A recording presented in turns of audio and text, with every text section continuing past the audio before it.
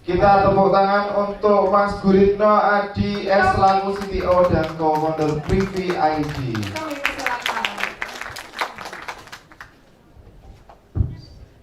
Ya, Assalamualaikum warahmatullahi wabarakatuh. Selamat pagi menjelang siang.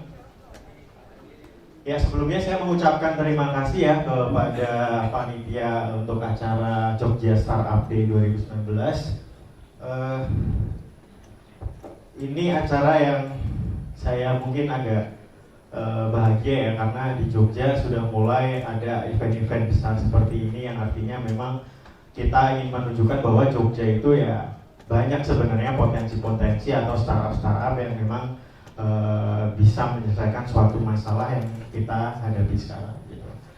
Oke, materinya mungkin agak berat, tapi ini berdasarkan pengalaman dan mungkin nanti bisa menjadi pelajaran buat teman-teman yang di sini, yaitu how to start a sustainable startup.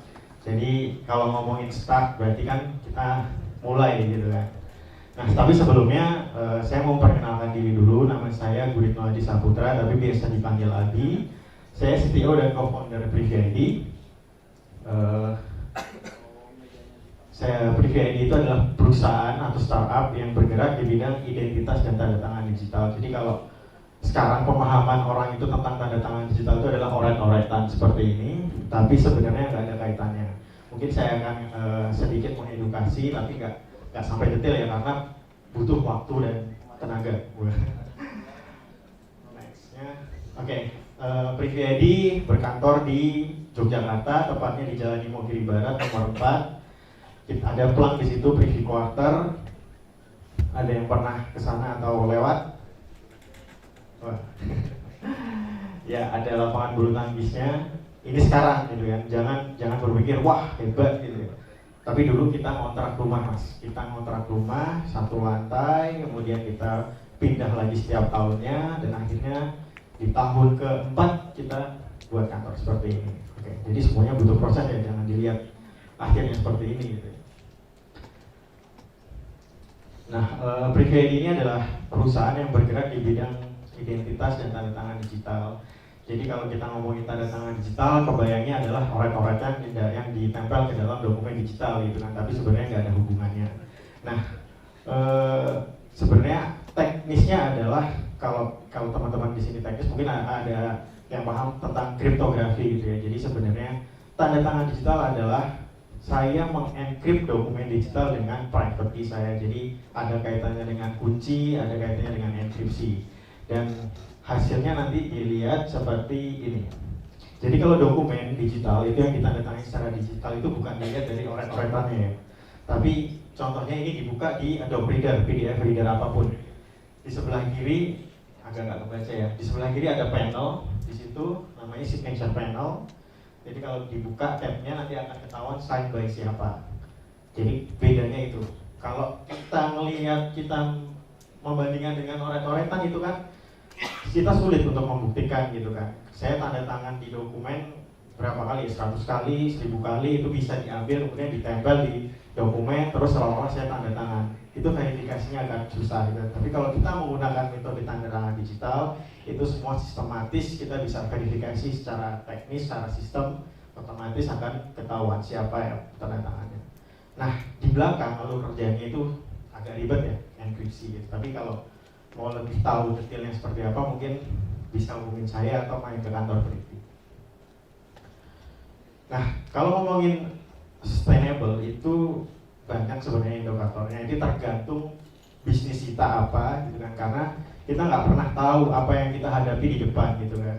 Kayak contohnya kita ketemu orang papasan di jalan gitu kan, kita sering nggak kalau mau kita ke kanan dia ikut ke kanan, kita ke kiri ikut ke kiri, atau emang kita ke kiri dia ke kanan gitu kan. Kadang jalan itu kita sesuai dengan apa yang kita inginkan, tapi seringkali juga kita menemui jalan yang mungkin ada pertigaan, perempatan gitu kan. Kalau pas bener ya kita lewat jalan yang lurus gitu, tapi kalau salah ya kita lewat pertigaan ke kanan balik lagi gitu. Tapi nggak selamanya perjalanan yang salah atau kembali lagi itu menjadi perjalanan yang salah, karena di situ kita bisa mengambil suatu pelajaran gitu kan. Karena pelajaran atau kegagalan itu paling penting sebenarnya. Yang pertama adalah kita membuat suatu impact yang positif gitu kan. Perusahaan kita mampu memecahkan atau mengatasi suatu solusi gitu kan. Mulai dari ide, kita harus fokus ke ide kita, apakah benar ide kita ini suatu solusi dalam suatu masalah atau enggak gitu. Kalau enggak ya udah ya. Tapi kalau emang itu adalah ide dan kalian percaya, kalian harus fokus ke situ. Contohnya ya banyak perusahaan-perusahaan yang mungkin punya impact positif, tapi salah satunya mungkin Privy ID ini. Jadi Privy ID ini sekarang sudah hampir 90% itu menggantikan kertas. Jadi tanda tangan itu semua dilakukan secara digital. Sekarang industri-industri itu banyak yang go digital, salah satunya perbankan. Jadi perbankan sekarang kalau kita buka rekening itu nggak perlu lagi datang ke cabang, tapi kita bisa buka rekening online lewat aplikasi mobile gitu kan, yang perlu tatap mukanya, kemudian face to face yang diganti dengan video call atau teknologi face comparison gitu, facial recognition, kemudian isi datanya udah nggak isi formulir lagi, semua ada form secara digital dan tanda tangannya juga digital. Jadi Privy ID membantu proses bisnis yang dari konvensional menjadi digital dalam penggunaan tanda tangan. Nah, kedua, mempunyai budaya yang bagus di dalam perusahaannya. Jadi ini tergantung dengan perusahaannya teman-teman, startupnya teman-teman. Tapi ini juga menentukan seperti apa sih budaya yang ada di perusahaan atau startup teman-teman. Contohnya kalau misalnya startupnya memang memperbolehkan kerja secara remote gitu, atau datang memang ke kantor tapi nggak usah harus datang jam 9 gitu kan, fleksibel jamnya gitu, atau ya pakaian, dari segi pakaian ya udah nggak usah terlalu pakai kemeja, pakai kaos celana pendek gitu kan. Kemudian ada ya stand up meeting setiap hari atau apa, itu menentukan juga. Jadi kita harus buat budaya perusahaan kita sehingga karyawan-karyawan kita atau tim-tim kita menjadi nyaman. Yang ketiga, merubah hidup seorang itu menjadi lebih baik gitu kan. Artinya solusi kita ini benar-benar membantu gitu. Artinya bukan asumsi kita sendiri gitu kan. Wah, aku buat startup ini pasti nanti bagus nih gitu, hasilnya nanti pasti orang-orang pada suka gitu kan. Tapi kebanyakan orang gagal karena dia tidak memvalidasi idenya itu. Jadi berasumsi sendiri bahwa solusinya itu adalah solusi bagi orang lain, tapi ternyata begitu di tes ke market itu menjadi ya nggak laku gitu, karena dia sebelumnya nggak pernah ada validasi. Nah, yang terakhir, inovasi gitu kan. Jadi inovasi ini bukan berarti kalian harus membuat semua fitur fitur lengkap di dalam produk kalian gitu. Tapi inovatif artinya ketika satu produk kalian sudah memang sustain atau bisa dipakai orang lain, itu kembangkan lagi kayak fitur-fitur yang lain gitu. Jadi nggak fokus ke satu fitur, tapi kita berinovasi fitur apa yang dapat membantu orang-orang ini menggunakan produk kita.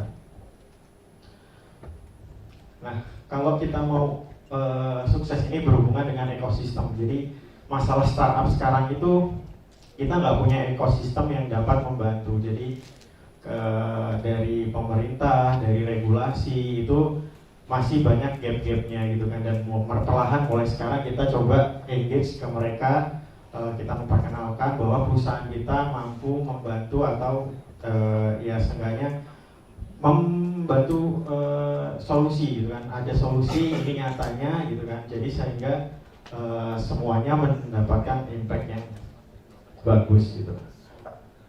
Kita nggak bisa fokus ke kompetitor. Kalau misalnya kita punya beberapa kompetitor, ya kita nggak usah ngurusin kompetitor gitu kan. Kita bangun bareng-bareng gitu kan. Karena di Indonesia ini kan jumlah penduduknya ada 260-an juta lebih gitu kan. Kalau misalnya kita sendiri yang memang menangani semua masyarakat Indonesia ya kayaknya mungkin nggak ya bisa, tapi kayaknya agak lama gitu. Tapi kalau misalnya ada kompetitor, oke, kita bareng-bareng yuk kita membangun bangsa ini gitu.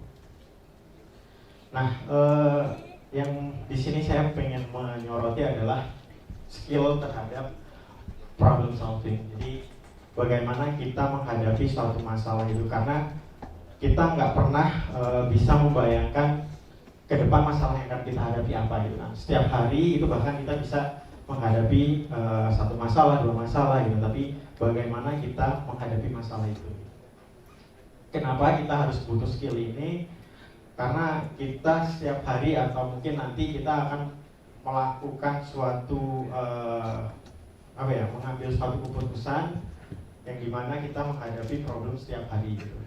Misalnya contohnya ya, kita mau decide, kita menentukan kita mau tinggal di mana, kemudian kita mau nurunin berat badan, kemudian kita mau seperti apa, kita mau improve perusahaan kita. Nah, yang pertama itu adalah kita harus bisa melakukan goal, kita set dulu tujuan kita apa terhadap masalah itu. Kemudian kita determine gap antara tujuan itu dengan kondisi yang sekarang, gitu kan. Jadi kita lihat apa sih gapnya, kemudian kita coba bentuk dalam suatu hipotesa yang dimana itu nanti timbul suatu ide atau solusi dari masalah-masalah itu atau dari gap-gap itu. Dari ide-ide itu atau solusi-solusi yang kita kumpulkan itu kita ambil salah satu ide yang paling baik gitu dari hipotesa itu. Dan terakhir kalau misalnya hipotesanya itu gagal, ya balik lagi kan ketika tadi cari lagi solusinya. Tapi kalau dia berhasil, ya udah kita coba analisis informasi yang dibutuhkan, kemudian kita coba develop action plan-nya seperti apa. Nah, jadi kalau kita ngomongin start, mulai itu kadang kepikiran kita adalah kita ragu-ragu, kita takut salah gitu. Tapi yang paling penting ya udah kita harus coba mulai gitu kan. Kita lakukan sesuatu, kita ya apapun lah, kita membuat sesuatu, kita jual sesuatu gitu kan. Kita harus berani memulai gitu kan. Yaitu karena dengan memulai itu nanti kita akan mendapat beberapa pengalaman ya untuk pembelajaran kita sendiri. Oke? Nah, kuncinya adalah kalian harus percaya sama ide kalian gitu. Kalian harus percaya sama ide kalian dan terus mencoba, apapun resikonya itu adalah pembelajaran. Jadi kuncinya adalah try. Coba hari ini gitu kan. Coba lagi dengan jalan yang berbeda, dengan cara yang berbeda. Coba lagi besok gitu kan. Coba lagi kalau misalnya sudah berhasil, coba lagi untuk mengembangkan. Oke, kuncinya adalah percaya sama ide kita, kemudian kita jangan pernah berhenti untuk mencoba. Oke, dari saya sekian itu. Terima kasih. Assalamualaikum warahmatullahi wabarakatuh.